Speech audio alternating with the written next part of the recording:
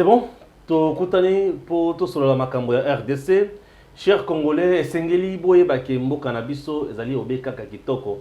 Biso to komisaka obe yango po ete tozali ba Congolais, mosala biso ezali ya kolobela RDC. Mboka na biso esengeli ekende liboso, mais po ekende liboso ezosenga bayi politiki batia makanisi malongo bani po ete mboka na biso etambola. Développement ekokwea te, mais développement ezali obe processus.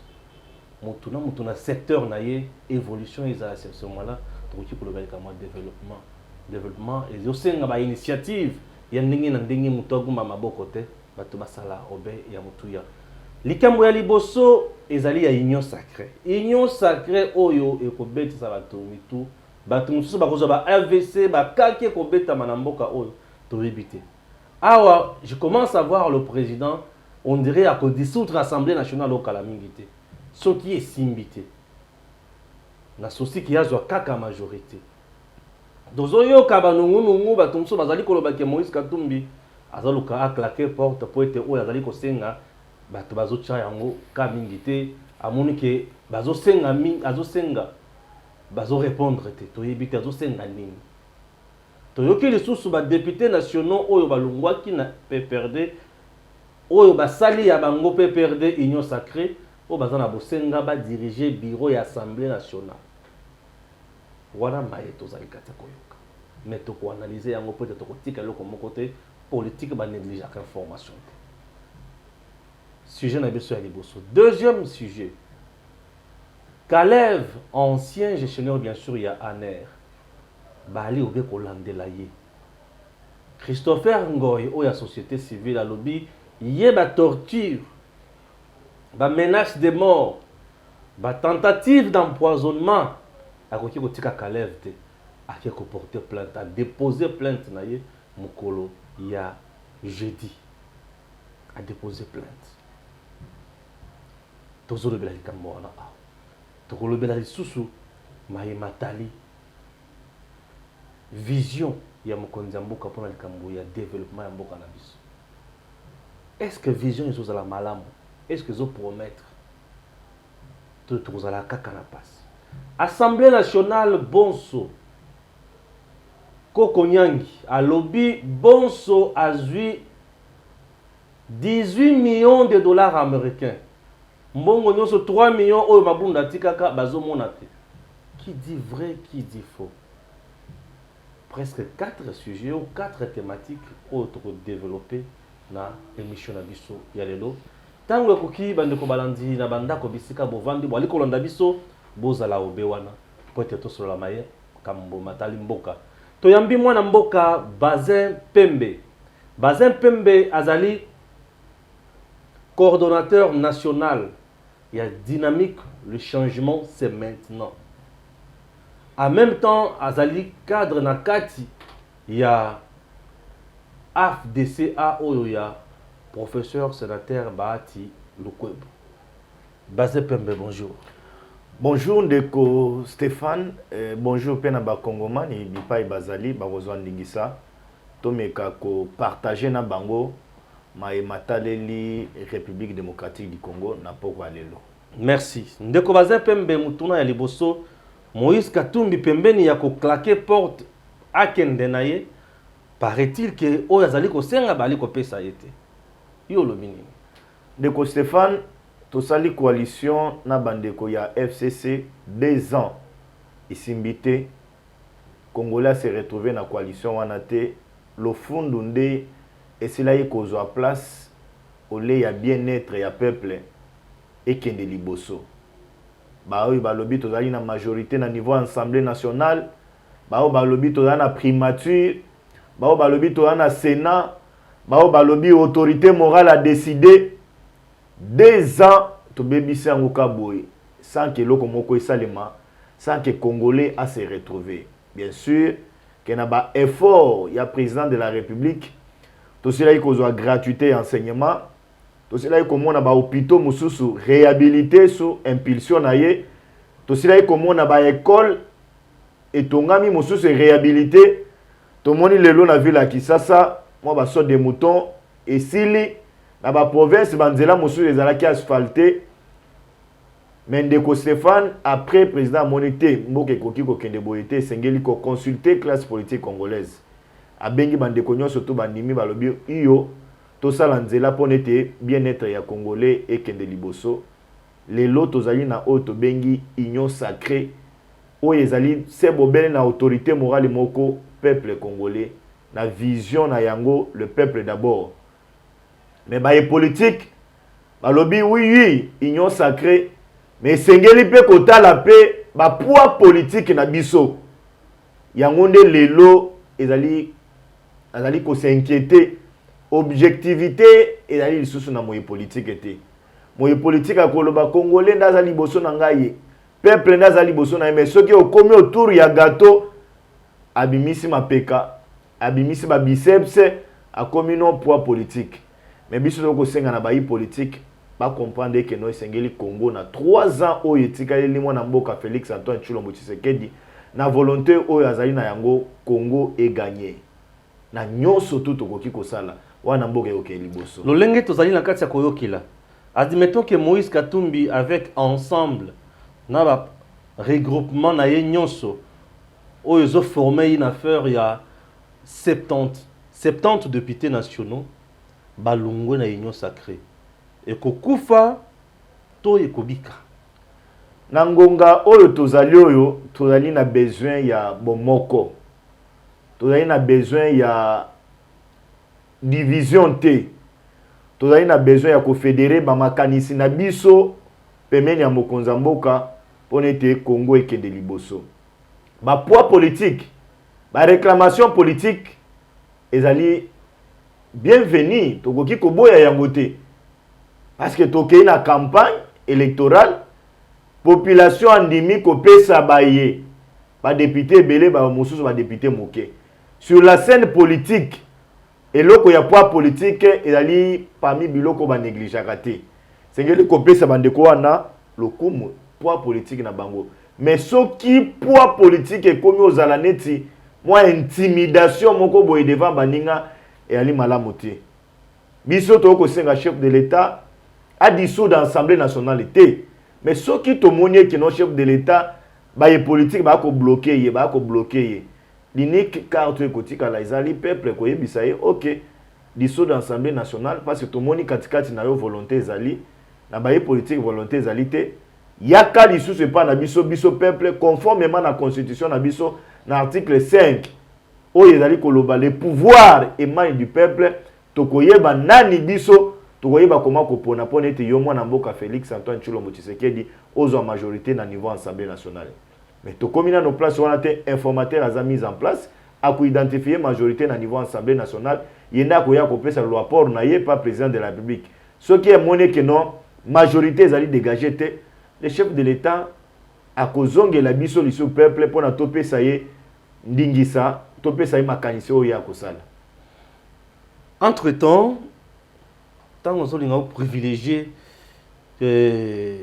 makanisi yake ce qui est simité à dissoudre l'Assemblée nationale bon c'est coûtant en termes financiers bon ngai na lobby était tout le a déjà ba hypothèse réfléchissons na ba hypothèse pour faire de l'autre côté parce que nous allons réfléchir na peuple oui tous un problème il y a ba moyen problème il y a logistique problème il y a temps chronogramme temps et c'est que 3 ans ce qui tolingi to bongisa mapona na République démocratique du Congo c'est le mususu neti nini seni OK tout ça la seni bureau a seni o eza mis en place c'était il y a nanga démissionnaire to il y a nani malonda mutuna nani Morosa malonda malonda aza moto nanga te peuple sa boya ye déjà parce que quand na ye ba kufa ke belé nakasaki mutuna te aza Rosa malonda baboya siko ya on a c'est compliqué en termes ya République démocratique c'est bloqué en termes ya République démocratique du Congo to na 26 provinces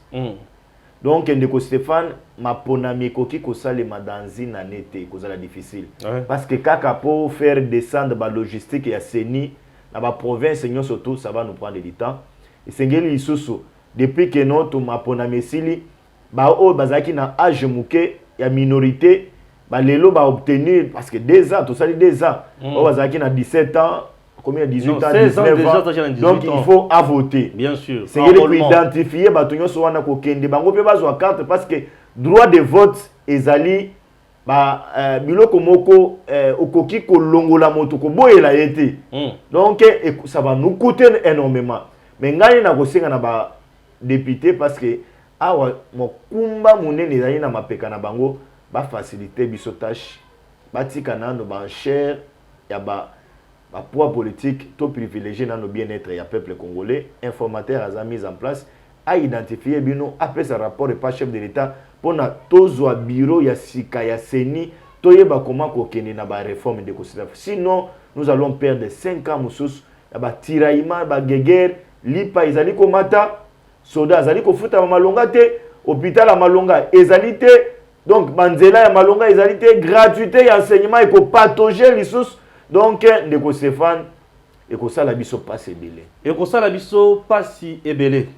Mais en dehors de Moïse Katumbi na Batunaye, aujourd'hui nous avons Batu Oyo Bazali ebele pe les sous potomoni Lambert Mende Aye et tout ça na ba MSR a DRP aussi, tout ça na Mende tout ça na Mende Batanas Matenda, oui, nani tozana wana CCI allié, oui, CCI allié, plus moi azali Batunaye, MSR, PPRD conso, oui, ABG, mais attends ce que moi disais, on dirait que majorité exact to bozo banga ba oyo mususu ke bango ba koti kozala ba pion ya Kabila ba yekaka pona ko chabino bâton dans les roues ba ya ko ruiser ko ruiner bino tout en étant dedans.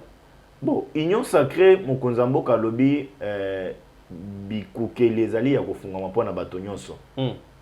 Mon côté ekoki ko poussa mususu parce que Union Sacrée ezali na autorité morale était neti tomona ki na FCC Joseph Kabila. Autorité morale esengeli konguma melaye pona ete non soki Kabila nemi akota ina bandeko na ina réunion alobi non l'autorité morale a décidé ata soki Kabila ko solité mais nemi ayo bisaye bandinga na ino Kabila kosolaki alobi yondo kozala ministre yo kozala DG alors que Kabila ibi na eloko te mais na Union Sacrée za bongo te na Union Sacrée ezali expression démocratique yo lobi opesi makanisi na ngana lobi soki toyokani te moko aye alobi oke tosala boye pona peuple a changer koya ya Mende koya ya ndeko Jonathan Bia Lusuka koya ya ndeko Pius Mwabilo koya ya ndeko Liaou koya ya ndeko boye na Union Sacrée ya Bemba Katumbi ya ndeko Mbikai oya yena arrogance moko ya ibele pona koya ko lobaete non baati azaboye oyena boye koya ya bato nyonso wana moko te akoboyela moto mais sengeli bato bayeba ke non Union Sacrée moboko na yango yalinde ko changer situation politique ya mboka na biso ko changer situation sociale ya congolais ndeko nanga Stéphane azali ko insister parce que 2 ans 3 ans etika na mwana mboka Félix Antoine Tshilombo Tshisekedi soki a raté yango tozali na peuple moko difficile à pardonner yo na mbeba osali Steve Mbikai na kati ya Union Sacrée face naye Bati Lukwebo informateur yepe akende ba identifier ndeko Steve Mbikai azana arrogance moko ya mabe ndeko Steve Mbikai sengeli bato bayebe ete no basilaka ko benga na parti politique na ye PT na kati ya regroupement politique AFDC ndeko Steve Mbikai akei na maponami azalaki voter sous label ya regroupement politique AFDCA ndeko Mbikai akei na campagne na mbongo ya bato ya Modeste Bati Lukwebo ndeko Mbikai avas kende campagne oyo asalela ye mukanda pona ba créditer ye na niveau ya Seni ezali sénateur Modeste Bati Lukwebo autorité morale ya regroupement politique AFDCA yenda sala mukanda donc ba député nyonso lelo ya regroupement politique AFDC oyo bakena na label A basi bazonga déjà ndako ndeko Steve Mbikai soki azo continuer na ko s'entêter soki aye na Union Sacrée aye comme ye Steve Mbikai aye comme député te parce que député akendaka na maponami na regroupement politique AFDCA donc soki lelo azali koya aye na Union Sacrée comme individu Mbikai député te mais le député national na lobi aye comme individu Mbikai député te ba député nyonso ya AFDCA bah si bah il y a déjà il n'a jamais été invalidé par la cour. Ah, ça c'est la question importante. Maintenant si on dit Stéphane, voilà. toke na ma AFDCA tango mbutu ye nene nkulu na Joseph Kabila na Nemi na ndeko Kalev oto kolobela lisolo na ye bazalaki ba instrumentaliser kan ndeko nene nkulu de commander se battu le ba saisir ba instance judiciaire a saisir tribunal de paix ya Kinshasa Ngaliema ba réhabiliter ye ba lobi non yonde ozali mokonzi ya AFDCA ba kiena tribunal la grande instance ba reconnaître autorité ya battu le kaka ye mokonde akoki ko engager regroupement politique AFDCA. Donc, lelo, mbika isoki azali kwa s'entêter, l'unique solution ekotikama et que regroupement politique AFDCA ba saisir ba instance judiciaire pour n'être ba botolaye mandat ya député o ezali ko pesa ye lo fundo ebele. Et puis ya azali ko ya union sacrée azali ko lobeiti non tant on azali ko ya na union sacrée azali cofondateur ya union sacrée non, ça ne se fait pas. Ah, cofondateur kasi alobi azali cofondateur union sacrée. Alors ebongo bongo ba yaki union sacrée avaye ba ko loba ndenge ni. Donc union sacrée makanise utaki ne pas mokonza mboka ezali mbika ite atika bancher na yoki ya bandi déjà dia lelo pona kolobe que non azo créer plateforme moko politique pona ko soutenir vision chef de l'état en 2023. Oui, wana eza idée na ye pona afflater président de la République. Mais sengeli ayibe que non na bokebi tozali ko kebi saye que AFDC ekangeli yo maboko te pona ozonga. Ekangeli pe madame Nene Nkulu maboko te pona bazonga mais ce que azo s'entêter à ko perdre poste na ye. Parce que nous avons un état de droit valable. Il s'appelle Maître Bazin Pembe, coordonnateur national de la dynamique. Le changement, c'est maintenant. Maître Bazin Pembe, le changement, c'est maintenant. Mais ce que nous sommes en train de vivre au niveau de l'Assemblée nationale laisse à désirer en quelque sorte. Koko Nyangi a fait des révélations accablantes du genre le bureau d'âge aurait dépensé ou détourné une somme importante. Il y a 18 millions de dollars américains. Ça frise un peu là. Ndeko Stéphane, na yebisa ba Congolais loko moko que greffier huissier oyo akendaki ko signifier soit disant ko kendo signifier na niveau ya Assemblée nationale huissier wana a pakati mbango akimi un certain ton Dibou si je me trompe pas en prononcer comme on a mabete azali na 8e niveau bureau na yeza na 8e niveau ancienne galerie présidentielle nga bureau nanga ezaka na 2e niveau greffier wana pakati mbango akimi. Pourquoi? Parce que le premier président ya cour d'appel ya Kinshasa Gombe a cela kozwa décision pour na koboya chambre provinciale ya ba huissier que désordre ezalaki ebele a suspendre ki misala ya ba huissier mais yé décision se koyi 2 mois après akogi akie ko signifier sur terrain donc azaki na qualité te asali otobengi na lopoto infraction ya faux et usage de faux. Ça c'est de 1. De 2, secrétaire oyo ye huissier wana akendaki ko signifier mukanda azali lukuta atikala komo wana etikala ko exister c'est baza fantôme atikala ko exister te. Donc wana deuxième problème sur le plan saisine ya Assemblée nationale déjà ils ont causé problème. Donc bureau d'âge tina lelo batikala ko réceptionner document wana tende ko Stéphane. Deuxième point, bureau d'âge ndenge za wana eza élité. Bakoki ko initier pétition contre bangote. Bien sûr que pétition ezali droit ya ba député, mais bakoki ko initier yangote. Donc bande ko PPRD basali erreur. Tomi tuna mutuna ndeko Stéphane, bango balobi non, bazali na majorité na niveau ya Assemblée nationale. Bazo continuer ko garder majorité na bango. Ils ont déjà récolté une affaire de 140 signatures. Alors, ceux qui ont lobby majorité ça na 140 signatures, ou bien 139 signatures, ou ngana yebi majorité qui n'a qu'à 355 ne ba mandako taper biso tolo to la 350. Bango bazaki na bana le bazana 300 et quelques. Mais la majorité absolue na niveau de l'Assemblée nationale c'est 251. Ah. Donc pendant que yebisa na peuple et que FCC lelo azali na majorité na niveau Assemblée nationale de société. Donc 139 wana o ngana yebi bakoki pe ko kota na opposition ba bande opposition na bango moto ko boyela bango azate base la bureau d'âge ezala installé to to lobela makambo ya senia wa sengeli bureau définitif ezala installé pona tozo maponami ya malamu na lombango ndeko Stéphane.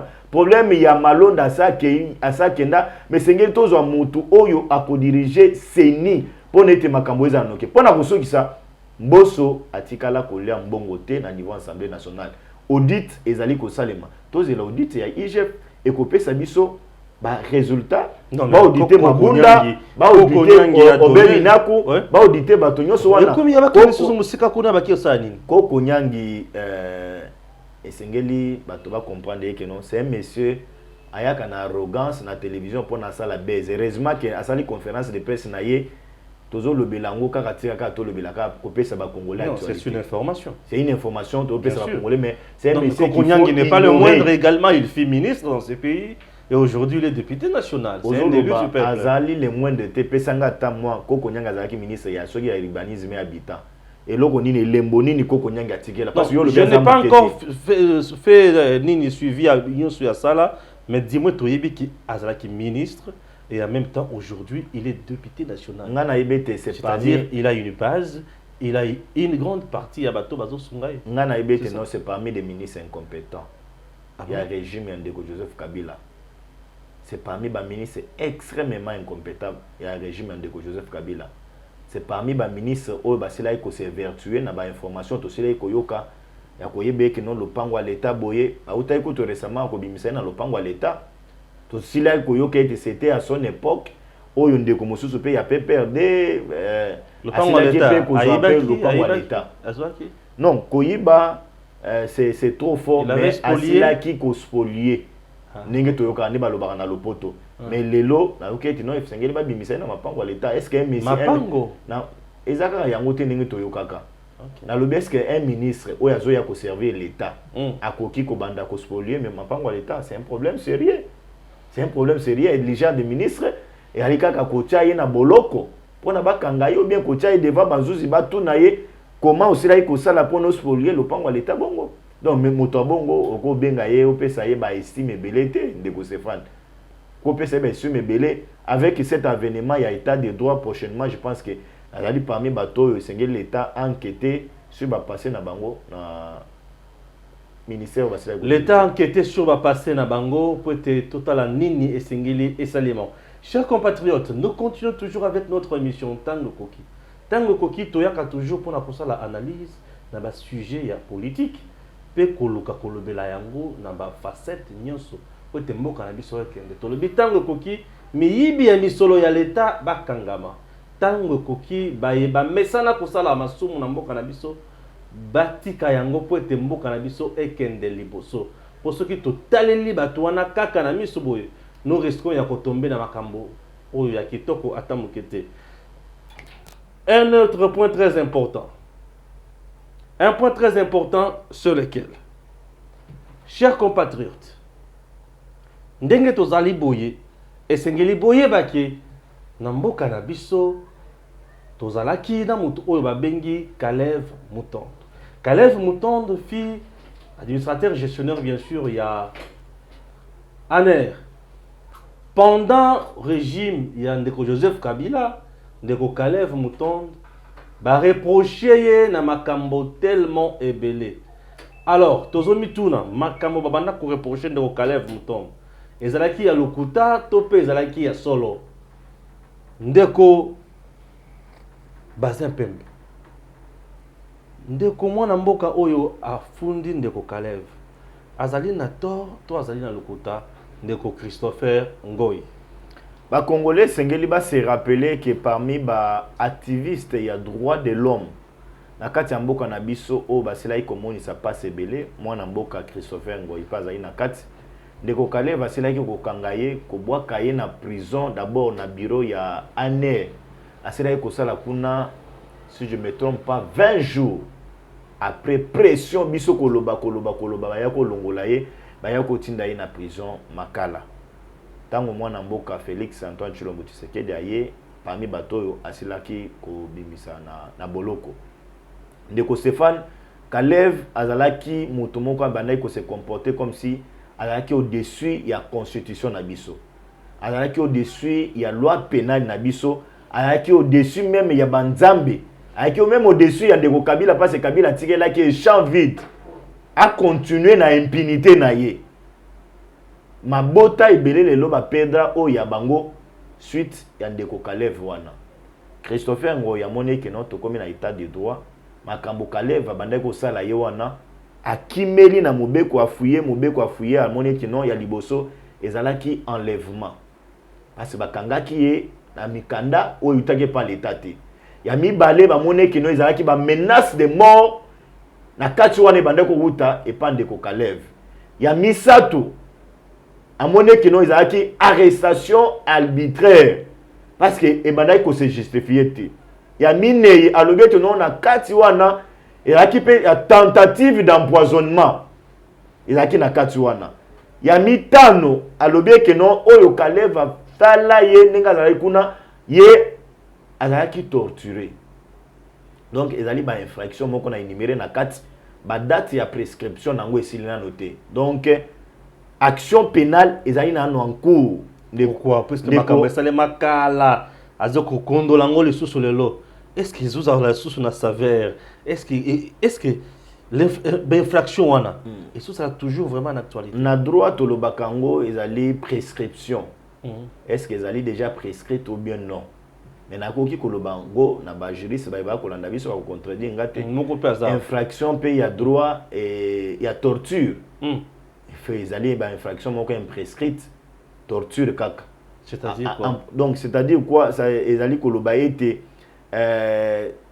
délai nango comment na lingana ko délai nango ezaka ya mulai ya mulai soki na ko expliquer ça peut prendre combien d'années ekoki imprescrite donc ata jour moto akoya kufunda ezaka kana teneur pénal na kati soki na ko expliquer bongo donc lelo eza droit na ye akendo se plaindre amonaki yaki na 4e mairie parquet général la 4e mairie na etuluko ya bavocat na ye baki déposer mukanda awa nde sikoyo ekomi mosala ya procureur général près la cour d'appel ya Kinshasa Matete atindela Kalev lokasa pona Kalev aya ko répondre aya pe na ba moyen de défense na ye ndenge constitution na biso lobby aza pe na droit de défense na ye mais na komona ndenge monde mobimba basela ko décrier loko wana ndeko Kalev ako s'en sortir te ako risquer akende ko remplacer ndeko Edi Kapen na prison Makala et puis je le précise ndeko nanga Stéphane souci ya ba congolais ezali ke non ndeko Kalev wana a répondre ezaka Christopher Ngoye moko te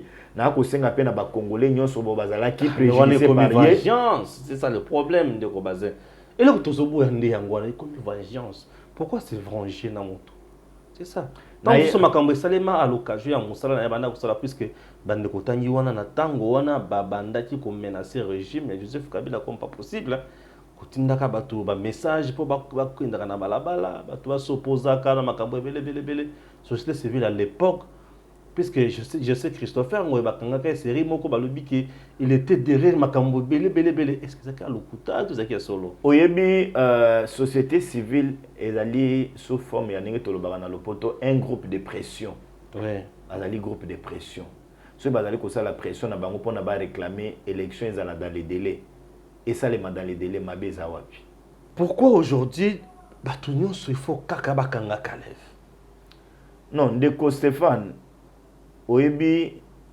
eza droit ya bato ko se plaindre ezo pe droit ya ndeko Kalev ko kendo se défendre bato yo baselai ko subir impunité oyo ebandaki ko caractériser ndeko Kalev Mutombo kozanga kotosa mibeko oyo ezalaki na kati ya motema ya ndeko Kalev komimona eke no ye azalaki nde de tout puissant c'est tout à fait normal lelo avec l'arrivée à état de droit que bato wana bakende se plaindre mpona bazala réparer na ba préjudice oyo bango nyonso to baselaki kosubir donc ngai nazali kosenga na bamosusu ezalaka kaka ndeko Christopher Ngoye te ezalaka kaka ndeko Carbone Béni autouto cité te vous rappelez l'histoire de ndeko Jekoko Mulumba torturé par Kalev ko sanza makila ako subana makila na mbeto à l'hôpital au makile ezali ko bimaye tanga oke nzongo ike asengi babimisa ye libanda mboka Kalev alobi nyet azwi ba inspecteur ba OPJ ya aner ake kotiela ye likolo ya mbeto ozo sentir degré ya torture ndeko Jekoko asila ko subir Christopher Ngoye lelo ake saisir ba instance judiciaire azali ko encourager et acharnement te bon acharnement naza komona acharnement devant moto yo asila ko la torturer te devant moto alignaki balinga ba empoisonner na moto azaki na bazwa ki ba menace de mort na moto bakanga arbitrairement na moto yo ba impita e biloko na to bengi na droit ba imputation dommageable et là acharnement na moto nyonso wana te so yeko za l'acharnement justice a koyebisa biso que non ezalaki acharnement. Très bien. Union sacrée ekomi obangisa. Ekomi obangisa po tozo yeba te ke kosuka ndenge nini. Tozo yeba susu te. Tout le monde est là. Qui sera le premier ministre d'après vous? Et nani akokota na gouvernement pe nani akokota te? Bon, chef de l'État a outil qu'on nommé informateur.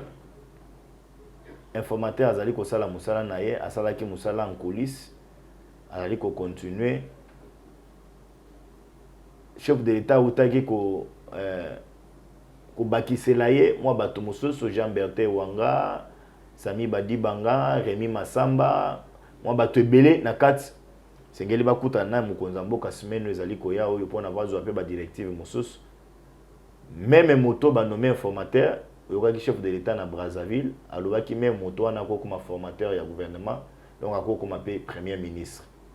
Mais il y a aussi un point, il y a un enjeu politique, il y a un poids politique et là ils allaient déranger dans la République démocratique du Congo.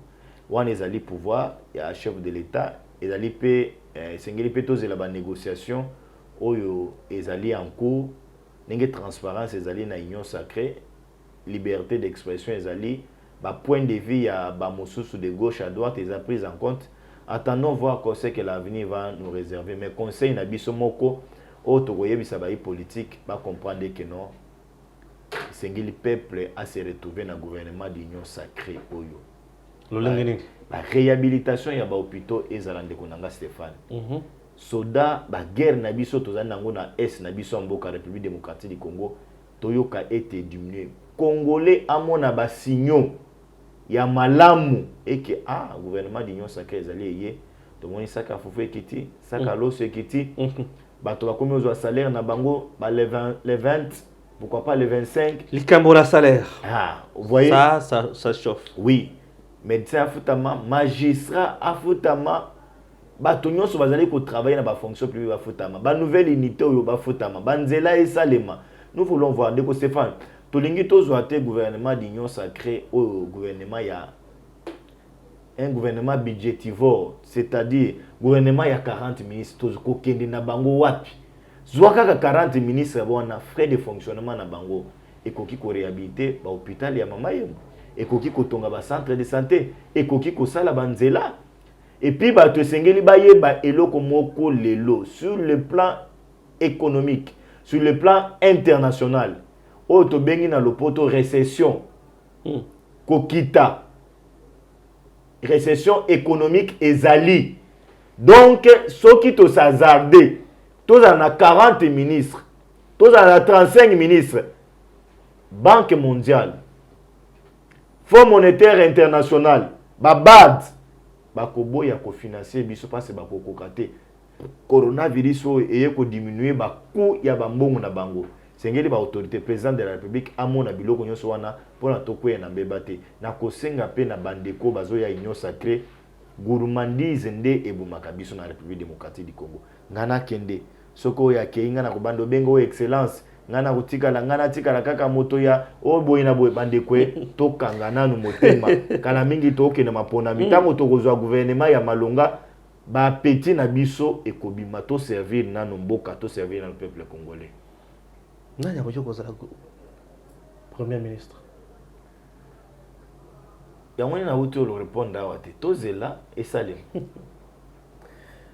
Bon, ma question d'actualité mosusu okoki kozanga te. Ce sont des questions pertinentes.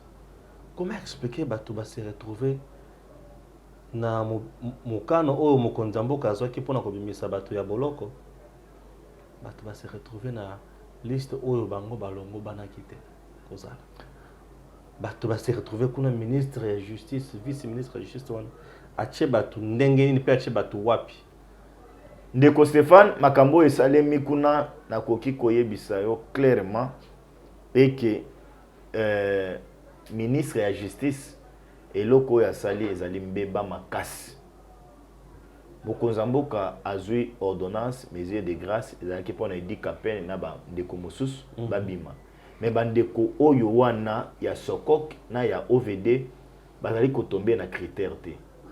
Et puis nazali ko informer na baimboka ezali nde lobby mercredi ne mukanda ya kobimisa ndeko ya OVD na ndeko ya Sokok ekomaki na prison Makala, alors que avant mukanda wana ekita bango babimaki déjà. Wow.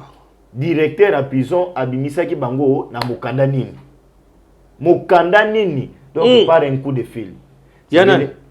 Sengeli ministre de la justice à répondre, mais ya mutu la régime Joseph Kabila yangonde est-ce que ngai na ko soutenir mokonzi mboka te, est-ce que na ya ko bomba beza mabe et ça les makate, c'est inconcevable sur le plan de procédure. Mais va sanctionner pe mon tout jusqu'à présent to ki ba sanctionner mon tout. Rien n'est perdu sur le plan de droit. Ba koki kozwa bango on la les sango pe la les toki bango ba boaki bango lisu na baseline na bango ya prison. Ba toki bango bazongisi bango lisu na baseline na bango ya prison et puis pour na ba purger peine na bango. Et je sais que bakoki mate ndeko nanga Stéphane Kanenge tolobaka bazali na lopoto, bazali na kraka, bazali na filet ya justice. Na pression au biso to kotia oyo ngai na kotia ndeko Stéphane bazongisi la biso ndeko ya Sokok wana na boloko, bazongisi la biso ndeko ya OVD na boloko na tuna kaka mutuna na mesure de grâce wana bandeko akamwe na nsapo tomoni bango na liste te, tomoni bandeko mwana nsemi na liste te, tomoni bandeko enyele si je me trompe pas etoko moni bango te ba soda ya Jean-Pierre Mbembo Kabila signa ba ordonnance belé ba bimaka te tokoki omona pe bango na kati tomoni pe Barnabé Melinga nyote te ndeko Barnabé akobima te parce azana degré d'appel autaki osamba entre lundi ou bien mercredi autaki kosamba na moni asambi lisoso alobi non histoire ya mbuma azwaki yango na Bible ya Adam na Eva nde place azwaki yango. Maître tango landi Barnabé na dossier Barnabé, est-ce que ça mérite vraiment la prison? Asalaki mbeba justice est condamné ye jugement ezalinga na kolobani bazozo ba condamné wana ba batoma bete ils ont trouvé que non ba indice sérieux à culpabilité ezalaki na ba allégation na ye ba condamné. Nous avons un jugement, autant un jugement on était un jugement hyper motivé. Ah bon? Oui. Human Rights Watch oui bien go na ebe eza onje moko ya ba America o Niger wana elobi dossier ya Vital Kamerhe eza flou. Nazali ko répondre yo ko répondre pe bango ke na dossier ya Kamerhe affaire yango banda ko leka en public et puis banda ko leka na beitando ikena itando ikena biso ya monene RTNC a Congolais nyonso to ba monaka. Mais les longs de vos caméras dans le boulot, quoi, sur des moutons ici, tout le monde a mikanda, on a vu des témoins. Bah les cas kuna, bah l'obita la destination en bongo, les qui boye, les cas boye. T'as la place, bah bando opé c'est la bongo. Donc nous sommes les a preuve. Donc tout le bas était bah on jewana, bah tout surtout bah bando sabi ça na République démocratique du Congo. Et ça quand on a bah élément de preuve exacté. Non, qui laisse un peu cet état de droit et qui n'est n'engezo qui ne boye. Et que tout fait ba miyibi pour n'être non trésor public et gagné. Je te donne na ko pesa élément moko. Na auto yoka ba information moko que DGDA a triplé ba recette na ye. Pourquoi pas n'époque à Kabila et Salem? Et Salem bongo. Pourquoi pas Salem bongo na époque à Kabila? N'étant pas bazo triplé, moi rétrocession il faut ça là. Ça c'est des droits. Mais ils ont à la télé nos entreprises, ils ont à la canard boiteux. Et ils ont la musala penda ya mutu ya te pourquoi puisque ba prime d'encouragement. Oyoki lelo na DGDA que non bazali afutamité. Kene na RVA. Non na RVA na yoka ki likambo ngo bien sûr que non ba cause na ba problème autorité azalaki kuna bilenge ba condamné yeso na 20 ans azali lelo na boloko mais na mona ki DG o azali kuna azo essayer moi muke ko soulager ba travailler topé ça y est chance. Je pense que soit la volonté avec pression, il y a peuple pression, il y a justice à cause de la musale longobani. Nous tournons à ce maître. Ce que tu as les caméras. Où tu connais que secrétaire général à l'IDPS, ou vous avez bien la secrétaire générale et la famille présidentielle. À cause de temps on a gire là-bas d'amour. Nazali ko expliquer yo boyende ko Stéphane. JR garde présidentielle et bazali ba soda.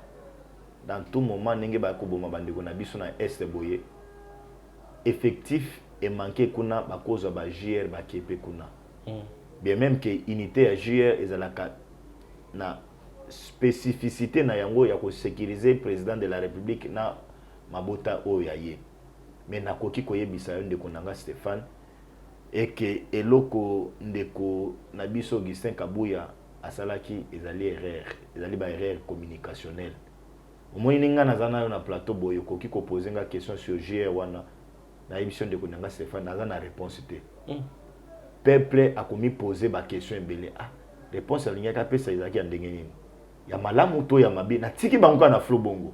Il y a certaines questions lorsque je suis dans un plateau de télévision, je ne suis pas appelé à répondre à tout. C'est ce que moi j'ai appelé na chef Augustin Kabuya erreur communicationnelle. Ce qui le lend comme l'atanzoto. Le lend dans le dans un régime. Tokokota na comportement ya bandeko ya FCC et kozama longate. Ce qui m'a montré que nos journalistes a posé une question moko koki ko piéger yebisa papa na na réponse na eloko ante.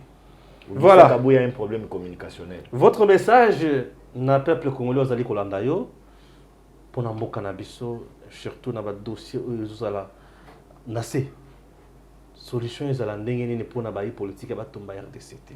Ngana ko conseiller ni na ba député na biso tozali na bango na confiance ebele peuple ali oyo asila ko voter bino apesa ki bino mandat azali ko senga bino bosunga informateur asala musala na ye kitoko majorité za la dégager na niveau assemblée nationale tous au bureau définitif pour faire partir papa Ilunkamba bo signer pe na pétition et loko mususu ndeko Stéphane Bosani ezali cause à l'information na niveau ya Sénat to komi lelo na 80 signatures pour le départ et ndeko Alexis Tambo Mwamba. Ça c'est une information vraie au groupe pour vérifier.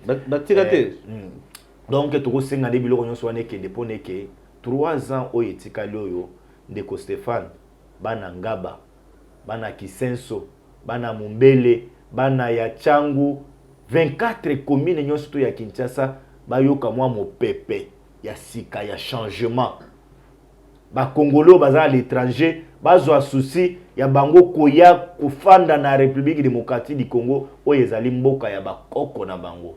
C'est ça le message qu'on a adressé au peuple congolais. Merci beaucoup. Il s'appelle Maître Bazin Pembe, le coordonnateur national, bien sûr, de la dynamique. Les changements, c'est maintenant. Ça a été pour nous un grand plaisir. Et à cause de la plateau, na biso, ya Tangue Koki. Chers compatriotes, n'oubliez pas de vous abonner à EDEM TV officiel et surtout partager nos liens pour na bato s'abonner, bato batala. L'émission Nabiso, Tina Souka, va commentaire Nabino et vous allez toujours Moutuya pour Nabiso. Alors abonnez-vous massivement et je vous informe que c'est 20 janvier, c'est l'anniversaire.